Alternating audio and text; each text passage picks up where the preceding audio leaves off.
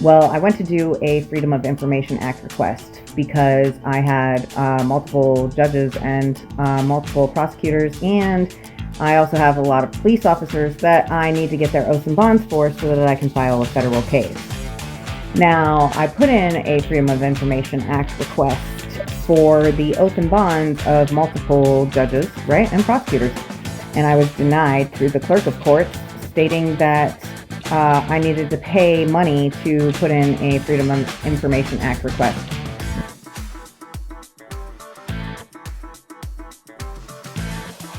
And welcome to Facts or Frauds. And our sovereign friend, Miss McHenry, is back in the Conneaut Municipal Court in Ohio. This time, she's got a surprise for us all. The court is on the record in City of Conneaut versus Amber R. McHenry, case number 24 TRD 527. This case is set for a status conference today prior to the jury trial that's scheduled at the end of this month. Ms. McHenry is present. She's accompanied by her attorney, Mafi Sayej. Also present is Law Director John Lewis. Court is in receipt of a pretrial report. Mr. Lewis. Thank you, Your Honor. We may have a resolution of the matter, should the court be willing to accept it, whereby the city would dismiss the fictitious plate charge at defendant's cost, and Ms. McHenry would then enter plea of guilty to the two remaining charges of failure to reinstate driving under suspension and expired plates. The city would then recommend whatever fines the court would deem appropriate along with the court costs of the case. Thank you. Thank you. Mr. Sayej. Thank you, Your Honor. I did convey the offer from Law Director Lewis to my client, Ms. McHenry, after extensive talks and going over what she would be waiving today. She has decided today that she would take the plea offer along with the state's recommendation of just court costs and fines. All we ask, Your Honor, is if the court can give Ms. McHenry some ample time to pay. She has informed me, she has other issues to deal with outside of this court, so she just does need some significant time to make the court costs and fines. And other court costs from this court also, so it's already out.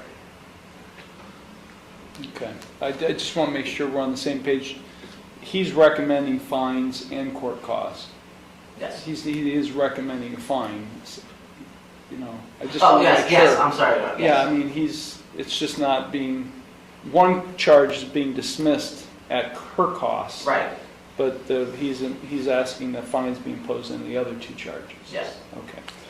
Okay, Ms. McHenry, it's my understanding today that you wish to change, you originally entered no plea to charges of failure to reinstate an unclassified misdemeanor and expired plates, a minor misdemeanor. You wish to enter guilty pleas to those two charges.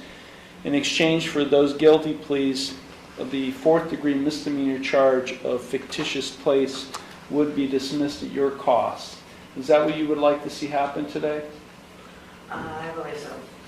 You understand by pleading guilty to those charges that you would be waiving your right to the jury trial that is currently scheduled at the end of the month, as well as all of your trial rights. We just had a trial last week, so you kind of know what a trial is like.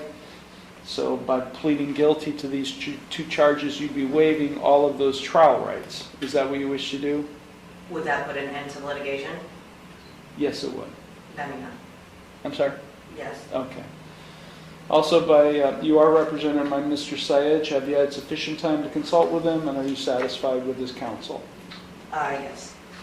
Okay. I do find that defendants' pleas of guilty to these minor and unclassified misdemeanor offenses in subcase A and B, failure to reinstate and expired plates, to be knowing, voluntary, and intelligent.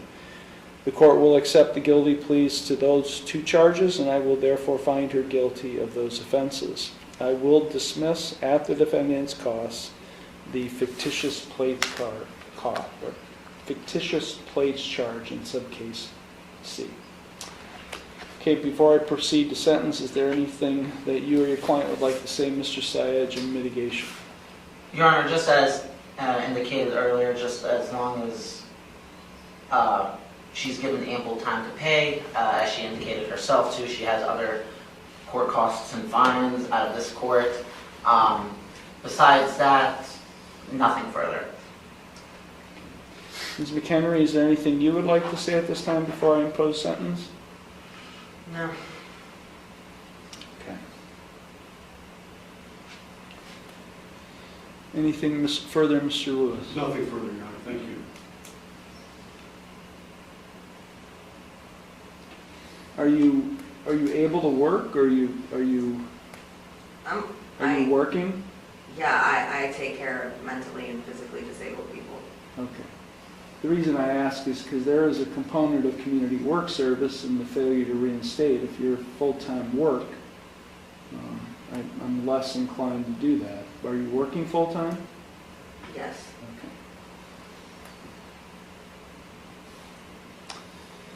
Okay. On the failure to reinstate charge, a $150 fine and costs. On the on the expired place charge, a $50 fine and court costs. Did you have insurance in the vehicle you were driving that day, a 2006 Honda Civic? No. Okay. Just advising you of your right to appeal, of your right to appeal without cost, of your right to have counsel appointed on appeal without cost, of your right to have documents provided you necessary to file an appeal without cost, and of your right to have a notice of appeal timely filed on your behalf. So, Ms. McHenry, I did not impose community work service. I could have. I did not impose a Class 7 license suspension. I could have on the failure to reinstate charge. I've just given you a fine and costs, although I'm ordering you to provide proof of insurance on the vehicle you're driving that day. If you're not able to provide to the clerk proof of insurance on the vehicle you're driving that day, you are subject to what we call a non-compliance suspension with the Bureau of Motor Vehicles. I guess what I'm saying, Ms. Henry, I could have sentenced you in a much more severe way. I did not. But understand that if you're back here with similar offenses and you're found guilty of those, I will impose those. What I didn't do today, I would do at a later time. Do you have anything further, Mr. Lewis? No, Your Honor. Mr. Syed? Not at this time, Your Honor. Thank you. Okay, Ms. McHenry, the clerk will calculate all that is owed. Well, I'm sorry, I did not address. How much can you afford to pay this court on a monthly basis? Monthly, probably, well, I don't think I have something set up with the other one yet either. Well, I'm going to set it up for all of them. For all of them? Yeah. Okay, like I could do $100 a month for if we're just pulling it together. And when can the first payment be made? My next paycheck, hold on 1 second. I believe my next paycheck will be on the 20th. So I could start then. Okay, so I'll say $100 per month starting on March 20th, 2025 and continuing no later than the 20th day of each month thereafter until all fines and costs are paid in all cases. I will set a review hearing in 4 months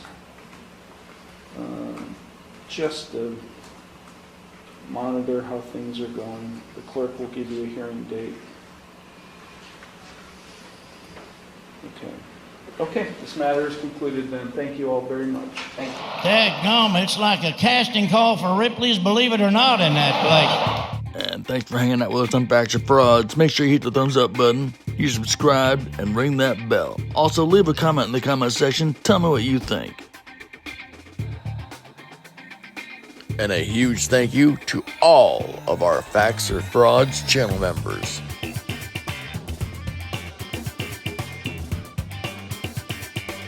And if you're still hanging out, thank you. I appreciate you all. Make sure you hit the thumbs up button. subscribe, and ring that bell. Also, leave a comment in the comment section. Tell me what you think. Till next time, I'll see you soon.